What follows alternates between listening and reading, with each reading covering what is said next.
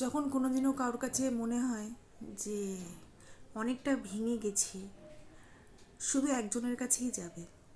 কে জানো?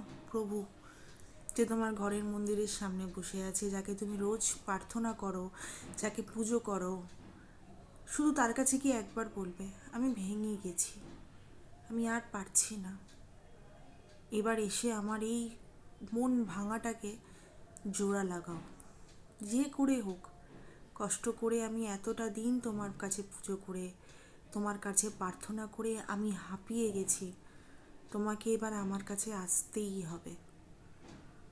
তুমি দেখবে তোমার কাছে ঠিক কেউ না কেউ আসবে তার রূপ নিয়ে, যে তোমার পাশে দাঁড়াবে, যে তোমার কাছে থাকবে, যে তোমাকে ভালোবাসবে, যে মাথায় হাত দিয়ে বলবে, তুই চিন্তা করিস না, আমি আছি, আমি চিরকাল তোর পাশে থাকবো। কোনোদিন এরকম করে দেখবে? এত লোকের কাছে, এত মানুষের কাছে হাত জোর না করে, মাথা না ঝুঁকিয়ে যদি তার কাছে মাথা ঝোঁকাও না, আত্মসম্মানটাও ঘষবে না।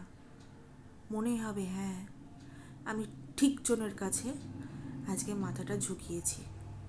এমন কোনো লোকের কাছে মাথা ঝুঁকিও না যে তোমার মান সম্মান রাখে না, যে তোমাকে মানুষ মনে করে না।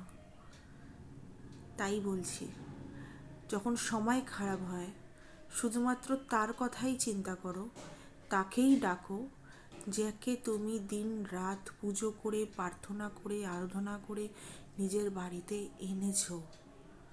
তাহলে তাকে আনার মানেটাই কি? তাহলে তাকে পুজো করার মানেটাই কি? যখন বিপদের টাইমে তুমি তাকে